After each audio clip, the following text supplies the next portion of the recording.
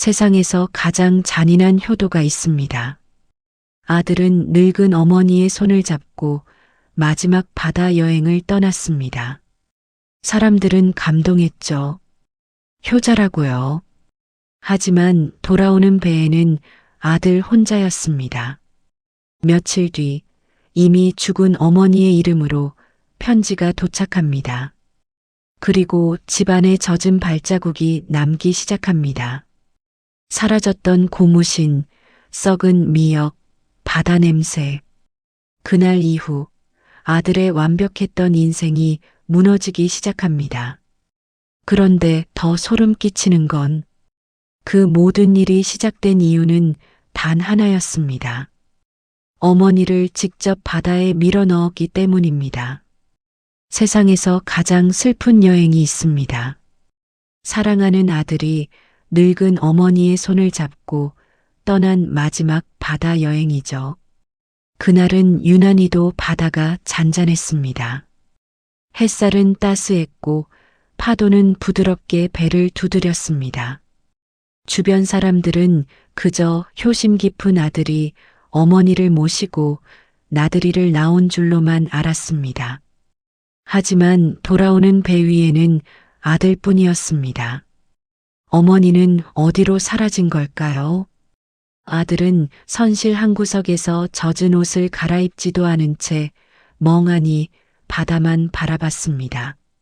누군가 다가와 안부를 물었을 때 아들은 아주 짧게 대답했습니다. 어머니는 사고로 돌아가셨습니다. 아들이 낮은 목소리로 말했습니다. 목소리에는 떨림도 슬픔도 없었습니다. 집으로 돌아온 아들은 곧장 동사무소로 향했습니다. 눈가가 붉게 충혈된 채였지만 걸음걸이는 누구보다 단호했습니다. 그는 아주 조용하고 빠르게 사망 신고를 마쳤습니다. 이웃들은 상주가 된 아들을 위로하며 따뜻한 밥을 챙겨주기도 했습니다. 부디 마음 추스르게 자네 어머니도 좋은 곳으로 가셨을 거야. 옆집 할머니가 아들의 손을 꼭 잡으며 말했습니다. 아들은 고개를 숙인 채 그저 짧은 감사의 인사를 전할 뿐이었습니다. 장례가 끝나기 무섭게 거액의 보험금이 입금되었습니다. 어머니의 이름으로 된 낡은 집과 작은 땅들도 하나둘 정리되기 시작했죠. 아들은 거울 앞에 서서 자신의 얼굴을 가만히 들여다보았습니다. 이제야 모든 게 끝났네. 아들이 거울 속 자신을 향해 담담하게 속삭였습니다. 그런데 며칠 뒤 아들의 집으로 의문의 우편물 하나가 배달됩니다. 발신인은 이미 이 세상 사람이 아닌 어머니의 이름이었습니다. 아들은 봉투를 뜯으려다 멈칫하며 창밖을 보았습니다. 창밖에는 그날의 바다처럼 기분 나쁠 정도로 고요한 정적이 흐르고 있었습니다. 한 사람의 인생이 완벽하게 지워졌다고 믿었던 순간 누군가 그를 지켜보고 있다는 서늘한 직감이 스쳐 지나갔습니다. 경찰도 이웃도 의심하지 않았던 아들의 슬픈 연극에 아주 작은 균열이 생기기 시작한 것입니다. 완벽한 범죄는 시간이 흐를수록 더 견고한 성벽이 된다고 믿었습니다. 1년이라는 시간은 많은 것을 바꿔놓았죠. 아들의 집은 도심이 한눈에 내려다 보이는 대저택으로 바뀌었고 주차장에는 번쩍이는 외제차가 자리를 잡았습니다. 사람들은 그를 보고 자수성가한 사업가라며 엄지손가락을 치켜 세웠습니다. 어머니를 잃은 슬픔을 딛고 일어선 지극한 효자라는 칭송까지 더해졌으니 아들의 세상은 무결해 보였습니다. 하지만 화려한 샹들리에가 비추는 그 집 안에는 묘하게 서늘한 기운이 늘 감돌았습니다. 아무리 보일러를 높여도 거실 한복판은 늘 얼음장처럼 차가웠고 창문이 닫혀 있는데도 어디선가 눅눅한 바다 냄새가 흘러나왔습니다.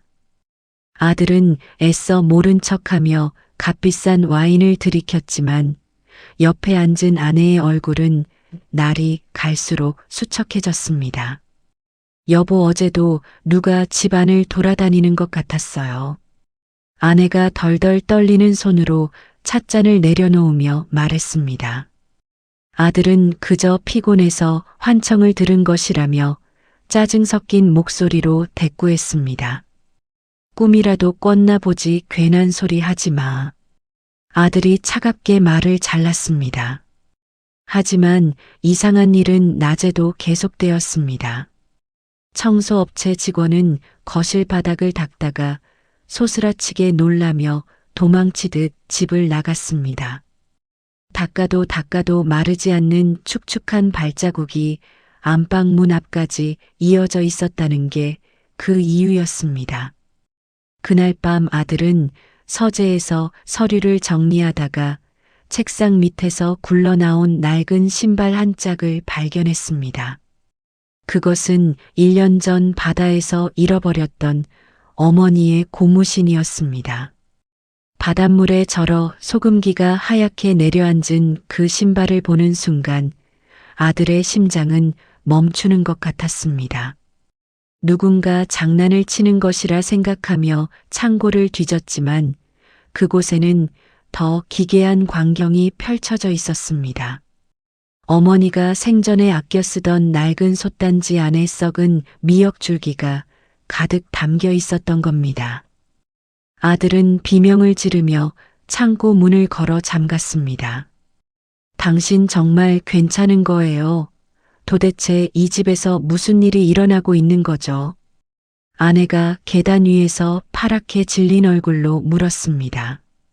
아들은 대답 대신 거칠게 숨을 몰아쉬며 현관문을 확인했습니다. 분명히 잠겨 있는 문 아래로 정체 모를 검은 물줄기가 거실을 향해 천천히 스며들기 시작했습니다.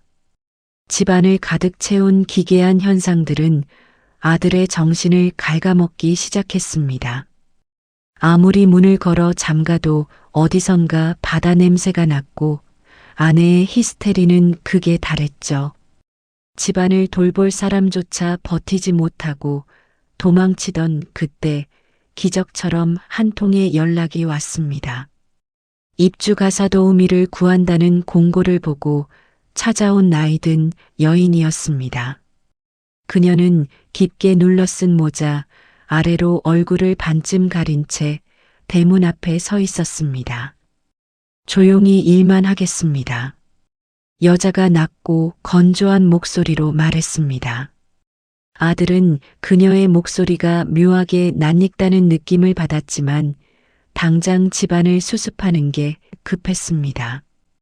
여자는 눈을 잘 마주치지 않았고 표정 또한 굳어 있어 어딘가 어색한 구석이 많았습니다. 하지만 그녀의 손놀림은 놀라울 정도로 능숙했습니다.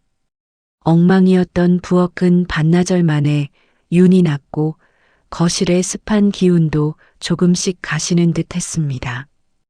아들은 안도의 한숨을 내쉬며 그녀에게 별도의 방을 내주었습니다.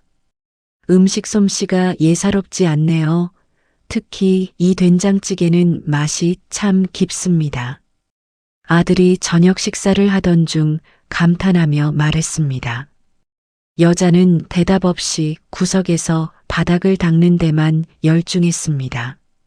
그런데 그날 밤 아들은 화장실에 가려다 주방에서 들려오는 이상한 소리에 멈춰 섰습니다. 여자가 식탁에 홀로 앉아 무언가를 중얼거리고 있었죠. 가까이 다가가 보니 그녀는 아무것도 없는 빈 그릇을 앞에 두고 숟가락질을 반복하고 있었습니다.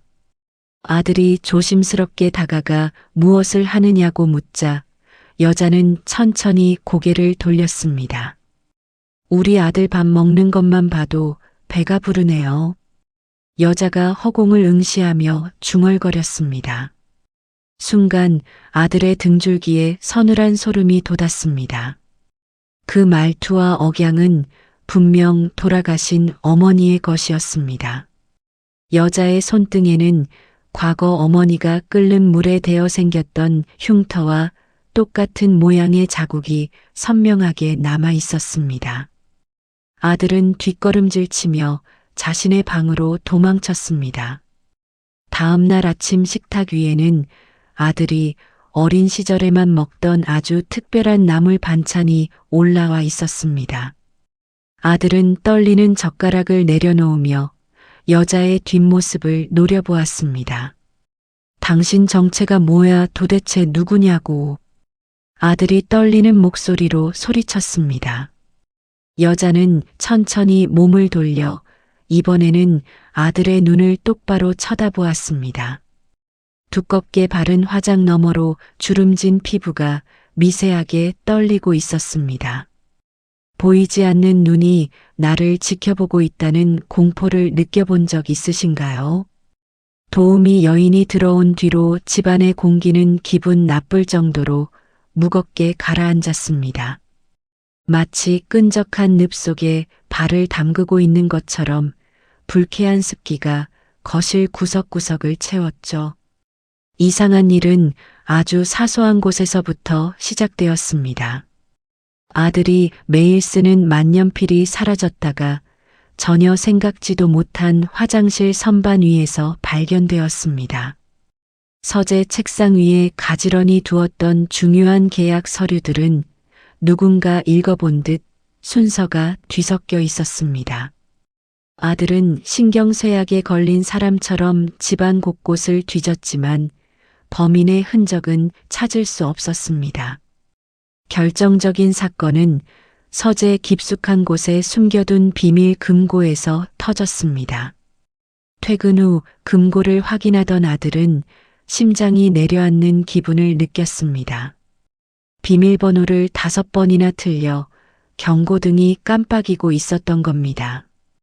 그 금고 안에는 어머니의 사망보험금으로 받은 돈과 부동산 권리증이 들어 있었습니다. 이 집 이상해요. 누가 우리를 계속 보고 있는 것 같아요. 아내가 거실 구석을 가리키며 떨리는 목소리로 말했습니다. 아내는 며칠째 잠을 한숨도 자지 못한 듯 눈밑이 휑하게 꺼져 있었습니다. 아들은 아내를 다독이며 애써 태연한 척했지만 그의 손등도 미세하게 떨리고 있었습니다. 피곤해서 환각을 보는 거야. 내일 당장 도우미를 내보낼게. 아들이 낮게 읊조리며 아내를 안심시켰습니다. 하지만 도우미 여인을 찾아갔을 때 그녀는 보이지 않았습니다. 그녀의 방문은 굳게 닫혀 있었고 문틈 사이로 퀴퀴한 바다 냄새만 흘러나왔죠. 아들이 문고리를 돌려보았지만 문은 안에서 잠겨 있었습니다. 그때였습니다. 갑자기 집안의 모든 전등이 동시에 깜빡거리더니 꺼져버렸습니다. 어둠 속에서 누군가 천천히 계단을 올라오는 소리가 들렸습니다. 뚜벅뚜벅 소리는 아주 느릿하고 일정했습니다. 그것은 생전 다리가 불편했던 어머니의 걸음걸이와 너무나도 닮아 있었습니다.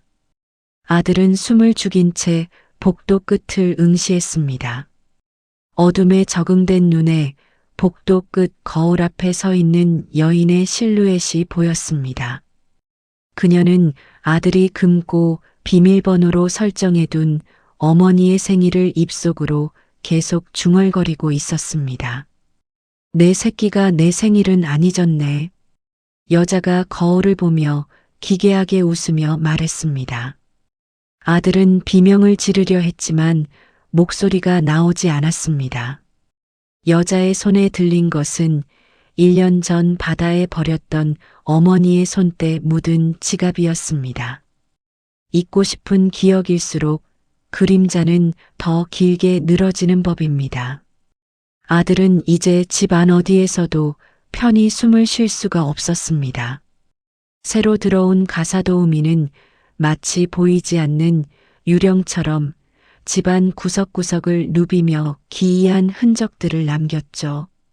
그녀는 일을 할 때마다 나지막이 혼잣말을 흥얼거렸습니다.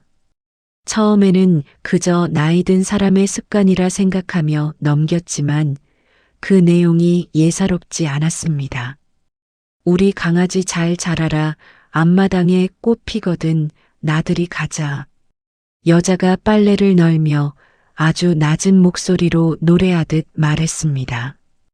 그건 아주 오래전 아들이 걸음마를 떼기도 전에 어머니가 머리맡에서 불러주던 자장가였습니다. 아들은 순간 심장이 멎는 것 같아 걸음을 멈추고 그녀를 쳐다보았습니다. 하지만 여자는 여전히 얼굴을 가린 채 묵묵히 수건을 털어 널 뿐이었습니다. 아들은 자신의 죄책감이 만들어낸 환청이라며 거칠게 고개를 저었습니다. 하지만 이상한 일은 여기서 끝이 아니었습니다. 아침 식탁에 오른 반찬들은 하나같이 아들의 알레르기를 정확히 피해서 차려져 있었습니다. 아들이 땅콩 알레르기가 있다는 사실은 죽은 어머니와 아내 말고는 아무도 모르는 비밀이었습니다. 누가 이 반찬들을 만들라고 했죠? 내 취향을 어떻게 그렇게 잘 압니까? 아들이 식탁을 내리치며 서늘하게 물었습니다. 여자는 식탁 끝을 행주로 닦으며 천천히 입을 열었습니다. 사람은 버린 걸 잊고 살죠 하지만 버려진 것은 잊지 않는답니다. 여자가 무표정한 얼굴로 아들을 정면으로 바라보며 말했습니다. 그 눈빛은 너무나 깊고 어두워 마치 그날의 차가운 바다 깊은 곳을 들여다보는 것 같았습니다. 아들은 소름이 돋아 숟가락을 떨어뜨렸습니다. 그 순간 거실 한복판에 걸려있던 가족사진 액자가 요란한 소리를 내며 바닥으로 떨어졌습니다. 유리가 산산조각이 났고 공교롭게도 사진 속 아들의 얼굴 부위만 날카롭게 찢겨나갔습니다. 아내는 비명을 지르며 방으로 뛰어들어갔고 아들은 바닥에 흩어진 유리 파편을 멍하니 바라보았습니다. 파편 위로 비친 여자의 그림자가 마치 굽은 허리를 가진 노파의 형상으로 길게 늘어져 있었습니다. 당장 이 집에서 나가세요. 당장. 아들이 이성을 잃고 소리쳤습니다. 여자는 대답 대신 품 안에서 낡은 손수건 한 장을 꺼내 아들의 손등에 묻은 국물을 정성스럽게 닦아주었습니다. 그 손수건은 아들이 초등학교 입학식 날 어머니가 가슴에 달아주었던 바로 그 수건이었습니다. 아들은 비명을 지르며 여자의 손을 뿌리쳤지만 여자는 이미 안개처럼 거실 너머로 사라지고 없었습니다. 밖에는 어느새 폭우가 쏟아지기 시작했고 열려있는 창문 틈으로 바다의 비린내가 진동하며 거실을 채워나갔습니다. 가장 안전하다고 믿었던 성벽이 안쪽에서부터 무너져 내릴 때의 공포를 아십니까? 아들의 화려한 왕국에 마침내 균열이 가기 시작했습니다. 평화로운 아침을 깨운 것은 경찰차의 날카로운 사이렌 소리였습니다. 아들의 회사로 수사관들이 들이닥쳤고 사무실의 모든 컴퓨터와 서류들이 압수되기 시작했죠. 혐의는 구체적이고 치명적이었습니다. 자금 횡령과 허위 계약 그리고 치밀하게 준비된 세금 조작까지 모든 진실이 수면 위로 떠올랐습니다. 아들은 책상 뒤로 몸을 숨기며 변호사에게 전화를 걸었지만 돌아오는 대답은 냉담했습니다. 누군가 아들이 수년간 공들여 숨겨온 내부 회계 자료와 비밀 장부를 통째로 검찰에 넘긴 것이었습니다. 이거 누가 넘긴 겁니까? 도대체 어떤 놈이 이런 짓을 한 거냐고요. 아들이 핏발선 눈으로 비명을 지르며 말했습니다. 하지만 경찰이 제시한 증거 자료의 앞머리에는 아들의 손등을 서늘하게 만드는 아주 익숙한 흔적이 남아 있었습니다. 그것은 자료 뭉치를 묶은 낡은 노란 고무줄과 그 사이에 끼워진 말린 미역 한 줄기였습니다. 외부인은 도저히 알 수 없는 금고의 위치와 비밀번호까지 제보 내용에 포함되어 있었다는 사실에 아들은 온몸에 피가 빠져나가는 기분을 느꼈습니다. 조사실로 끌려가기 직전 아들은 급히 집으로 전화를 걸었습니다. 하지만 전화를 받은 것은 아내가 아니라 그 정체 모를 가사도우미 여인이었습니다. 수화기 너머로 들려오는 소리는 섬뜩할 정도로 평온했습니다. 나쁜 짓을 하면 벌을 받는 게 세상 이치라고 제가 말씀드렸잖아요. 여자가 마치 아이를 타이르듯 낮은 목소리로 말했습니다. 아들은 수화기를 든 손을 덜덜 떨며 그녀의 이름을 부르려 했지만 목소리가 나오지 않았습니다. 그때 회사 로비의 대형 TV 화면에서 속보가 흘러나왔습니다. 아들이 운영하던 회사의 주가는 폭락했고 투자자들은 본사 앞으로 몰려와 달걀을 던지며 시위를 벌였습니다. 아들은 그 아수라장 속에서 멀리 서 있는 한 노파의 실루엣을 보았습니다. 굽은 허리에 낡은 보따리를 든 그 모습은 1년 전 바다에서 자신이 밀어버렸던 어머니의 뒷모습과 너무나도 똑같았습니다. 아들이 사람들을 밀치고 그곳으로 달려갔을 때 노파는 이미 군중 속으로 자취를 감춘 뒤였습니다. 바닥에는 노파가 떨어뜨린 것으로 보이는 낡은 통장 하나가 놓여 있었습니다. 통장을 펼치자 그 안에는 아들이 보험금으로 받았던 정확한 금액이 매일 조금씩 출금된 기록이 빼곡히 적혀 있었습니다. 안 돼, 이건 말도 안 되는 일이야. 아들이 통장을 움켜쥐며 실성한 듯 중얼거렸습니다. 하지만 이미 경찰의 수갑이 그의 손목을 차갑게 파고들고 있었습니다. 조사가 끝나지 않았음에도 잠시 풀려난 아들이 도착한 곳은 온기 하나 없는 차가운 집이었습니다. 대문을 들어서자마자 코끝을 찌르는 건 1년 전 그 바다에서 맡았던 비릿한 소금물 냄새였습니다. 거실은 전등 하나 켜지지 않은 채 깊은 어둠에 잠겨 있었고 정적만이 집안을 감돌았습니다. 아들이 더듬거리며 스위치를 찾으려던 그때 소파에 정자세로 앉아 있는 검은 그림자가 보였습니다. 가사도우미 여인이었습니다. 평소라면 인기척에 놀라 몸을 숨겼을 그녀가 그날은 미동도 없이 아들을 기다리고 있었습니다. 아들은 등 뒤로 식은땀이 흐르는 것을 느끼며 억지로 목소리를 높였습니다. 남의 집 거실에서 불도 안 켜고 뭐 하는 겁니까? 당장 나가요. 아들이 떨리는 목소리로 소리쳤습니다.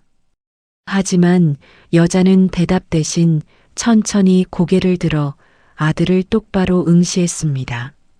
늘 모자로 가리고 있던 그녀의 눈동자가 어둠 속에서 기괴하게 빛났습니다. 주인님 잃어버린 건 찾으셨습니까? 여자가 낮고 조용하게 말했습니다. 그 목소리는 거실 바닥을 타고 내려와 아들의 발등을 차갑게 감싸는 것 같았습니다. 아들은 주춤거리며 뒷걸음질을 쳤습니다. 잃어버리다니 그게 무슨 소리야. 대체 내 집에서 뭘 하고 있는 거냐고. 아들이 다시 한번 소리치며 거실 불을 켰습니다. 갑자기 환해진 불빛 아래 드러난 여자의 모습은 처참했습니다. 그녀가 입고 있는 옷소매 끝에서는 계속해서 바닷물이 뚝뚝 떨어지고 있었고 발밑에는 이미 작은 웅덩이가 생겨 있었습니다. 여자는 아랑곳하지 않고 품 안에서 낡은 손거울 하나를 꺼내 아들에게 내밀었습니다. 거울 속에는 공포에 질린 아들의 얼굴과 그 뒤에서 아들의 목을 천천히 조르고 있는 노파의 손이 비치고 있었습니다. 아들이 비명을 지르며 거울을 바닥에 내동댕이 쳤습니다. 쟁그랑 소리를 내며 거울이 깨지자 거실 바닥 아래에서 웅성거리는 사람들의 목소리가 들리기 시작했습니다. 아이고 불쌍해라, 자식 손에 바다에 던져지다니 얼마나 추웠을까. 수많은 이웃의 목소리가 환청처럼 아들의 귀를 파고들었습니다. 아들은 귀를 막고 주저앉았지만 여자는 어느새 아들의 바로 앞까지 다가와 있었습니다. 여자의 손에는 아들이 바다 여행을 갈 때 입혔던 어머니의 낡은 스웨터가 들려 있었습니다. 이 옷에 묻은 모래를 털어내느라 1년이 걸렸습니다. 이제 당신 차례예요.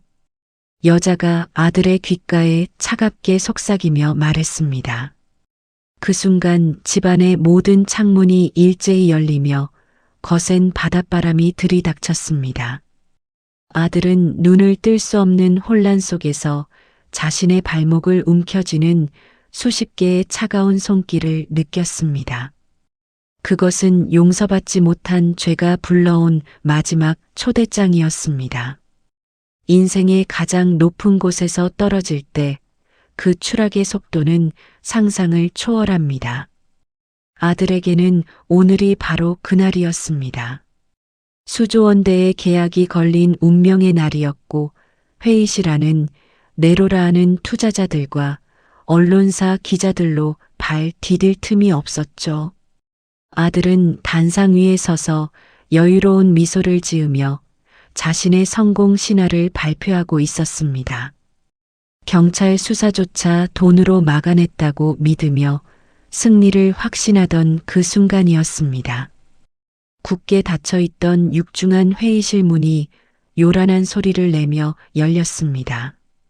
모든 사람의 시선이 입구로 향했고 그곳에는 초라한 차림의 가사도우미 여인이 서 있었습니다. 그녀는 평소에 굽은 허리를 꼿꼿이 펴고 천천히 단상을 향해 걸어왔습니다. 아들은 눈앞이 캄캄해지는 기분을 느끼며 마이크를 움켜쥐었습니다. 보안 요원들 뭐 하는 겁니까? 당장 저 미친 여자를 끌어내세요. 아들이 핏발선 눈으로 소리쳤습니다. 하지만 여자는 아랑곳하지 않고 단상 바로 앞까지 다가와 아들과 눈을 맞췄습니다. 그녀의 손에는 낡은 인감도장 하나와 아들의 이름이 선명하게 적힌 어린 시절의 육아 수첩이 들려 있었습니다. 이 사람 제 아들입니다. 여자가 장래를 압도하는 또렷하고 맑은 목소리로 말했습니다. 순간 회의실 안은 찬물을 끼얹은 듯 정적에 휩싸였습니다. 기자들의 카메라 셔터 소리가 폭발하듯 터져나왔고 투자자들은 웅성거리며 서로의 눈치를 보기 시작했습니다. 아들은 식은땀을 흘리며 여자를 밀치려 했지만 여자의 손아귀 힘은 마치 쇠사슬처럼 단단했습니다. 무슨 헛소리야. 내 어머니는 1년 전 사고로 돌아가셨단 말이야. 아들이 이성을 잃고 비명을 지르며 말했습니다. 그러자 여자는 품 안에서 켜져 있는 녹음기 하나를 꺼내 마이크 앞에 가져다 댔습니다. 스피커를 통해 흘러나온 것은 1년 전 바다 위에서 아들이 어머니를 밀기 직전 내뱉었던 잔인한 목소리였습니다. 엄마 미안해하지만 엄마가 없어야 내가 살 수 있어. 아들의 목소리가 회의실 전체에 울려 퍼졌습니다. 사람들은 경악을 금치 못하며 자리를 박차고 일어났습니다. 언론사의 생중계 카메라는 아들의 창백해진 얼굴을 전 세계로 내보내고 있었습니다. 아들은 무너져 내리는 다리를 붙잡고 단상 아래로 주저앉았습니다. 여자는 조용히 다가와 아들의 머리를 쓰다듬으며 아주 차갑게 속삭였습니다. 이제 됐지 아들아, 내가 널 위해 준비한 마지막 무대란다. 여자가 담담하게 미소 지으며 말했습니다. 아들은 그 미소 너머로 죽음보다 더 깊은 심연의 공포를 목격했습니다. 화려했던 조명은 하나둘 꺼지기 시작했고 아들의 완벽했던 세상은 수천 조각으로 부서져 바다 너머로 사라지고 있었습니다. 진실이 밝혀지는 순간은 때로 세상이 멈춘 것 같은 지독한 정적을 동반합니다. 수백 명의 시선이 집중된 회의실 안은 숨소리조차 들리지 않을 만큼 차갑게 식어버렸습니다. 단상 위에 선 가사도우미 여인은 떨리는 손으로 자신의 머리에 얹혀있던 어색한 가발을 천천히 벗어 던졌습니다. 그러고는 특수 분장으로 덧씌워진 얼굴에 실리콘을 하나씩 떼어내기 시작했죠. 일그러진 인공 피부 사이로 1년 전 바다 밑으로 사라졌던 익숙하고도 원망 섞인 눈빛이 서서히 드러났습니다. 아들은 그 눈과 마주치는 순간 심장이 멎는 것 같은 충격에 뒤로 엉덩방아를 찧었습니다. 여자는 떨리는 손으로 품 안에서 두꺼운 서류 한 뭉치를 꺼내 투자자들과 기자들 앞에 펼쳐 보였습니다. 그곳에는 아들이 직접 서명한 어머니의 사망 신고서와 거액의 보험금을 수령한 계좌 기록이 선명하게 적혀 있었습니다. 저를 버린 날 저는 죽지 않았습니다. 여자가 한자 한자 힘을 주어 차분하게 말했습니다. 장례는 순식간에 아수라장이 되었습니다. 기자들은 앞다투어 단상으로 몰려들었고 아들은 바닥을 기며 도망치려 했지만 분노한 투자자들에게 가로막혔습니다. 말도 안 돼, 분명히 내 눈으로 확인했어. 그 바다에서 살아 돌아올 수 없단 말이야. 아들이 머리를 감싸쥐며 실성한 듯 소리쳤습니다. 여자는 아들의 처참한 몰골을 내려다보며 차가운 눈물을 흘렸습니다. 사실 그날 바다에 빠진 어머니를 구한 건 근처를 지나던 낡은 고기잡이 배의 선원이었습니다. 죽음의 문턱에서 살아 돌아온 어머니는 아들을 원망하기보다 자신이 무엇을 잘못 키웠는지 자책하며 1년을 버텼습니다. 하지만 아들이 자신의 사망 보험금으로 호의호식하며 또 다른 범죄를 저지르는 것을 보고 마침내 결단을 내린 것이었죠. 여자는 서류 뭉치 속에서 마지막으로 아들이 어린 시절 어머니에게 썼던 삐뚤삐뚤한 편지 한 장을 꺼내 바닥에 던졌습니다. 네가 나를 지운 것처럼 나도 이제 너라는 존재를 지우려 한다. 여자가 아들을 향해 마지막 선고를 내리듯 말했습니다. 그때 회의실 문이 다시 열리고 경찰들이 들이닥쳤습니다. 아들은 수갑이 채워지는 순간에도 어머니의 바짓가랑이를 붙잡으며 살려달라고 애원했습니다. 하지만 어머니는 차갑게 손을 뿌리친 뒤 한 번도 뒤돌아보지 않고 회의실을 빠져나갔습니다. 밖에는 1년 전 그날처럼 잔잔한 바다 안개가 도심을 자욱하게 덮고 있었습니다. 화려한 조명이 꺼진 무대 위에 홀로 남겨진 광대의 기분을 아십니까? 아들은 지금 전 세계가 지켜보는 가운데 가장 비참한 추락을 맞이하고 있었습니다. 한때 그를 우러러보던 투자자들의 박수 소리는 이제 날카로운 비난과 저주의 함성으로 바뀌어 귓가를 때렸습니다. 기자들의 카메라 플래시는 마치 죄인을 심판하는 번광처럼 쉴 새 없이 터졌고 아들은 그 빛을 피해 바닥을 기며 얼굴을 가렸습니다. 무너져 내린 아들의 발치로 차가운 금속 광택을 낸 수갑이 다가왔습니다. 집행관들이 아들의 어깨를 거칠게 잡아 일으키자 아들은 힘없이 고개를 떨구었습니다. 어머니, 제가 잘못했습니다. 제발 한 번만 용서해 주세요. 아들이 갈라진 목소리로 애원하며 말했습니다. 하지만 어머니는 이미 돌이킬 수 없는 강을 건넌 사람처럼 평온한 표정이었습니다. 그녀는 소란스러운 장내를 가로질러 아들의 바로 앞까지 천천히 걸어왔습니다. 주변의 소음이 거짓말처럼 잦아들고 오직 두 사람만의 시간이 흐르는 듯한 정적이 찾아왔습니다. 어머니는 떨리는 손을 뻗어 아들의 헝클어진 넥타이를 마지막으로 반듯하게 고쳐주었습니다. 얘야, 네가 날 버린 곳은 차가운 바다 지옥이었지만 내가 돌아온 이곳은 네 무덤이란다. 여자가 아들의 귓가에 대고 아주 조용히 하지만 뼛속까지 시리게 말했습니다. 아들은 그 말에 심장을 찔린 듯 꺽꺽거리며 오열하기 시작했습니다. 어머니는 아들의 손목에 채워진 수갑 위로 자신의 눈물을 한 방울 떨어뜨린 채 뒤도 돌아보지 않고 회의실을 나갔습니다. 아들이 연행되는 복도 전광판에는 그가 그토록 공들여 쌓아온 회사의 로고가 산산조각이 나는 그래픽이 흐르고 있었습니다. 회사 밖으로 끌려 나온 아들의 머리 위로 화난 시민들이 던진 비릿한 소금물과 미역줄기들이 쏟아졌습니다.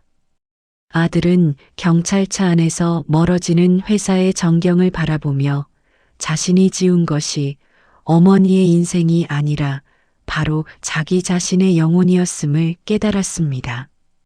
차창 밖으로 보이는 저 멀리 바다는 여전히 잔잔했고 그날처럼 날씨도 무심하게 좋았습니다. 한 사람의 욕망이 빚어낸 참혹한 연극은 그렇게 완전한 파멸로 막을 내렸습니다. 오늘의 이야기는 여기까지입니다. 재미있으셨다면 구독, 좋아요 부탁드립니다. 감사합니다.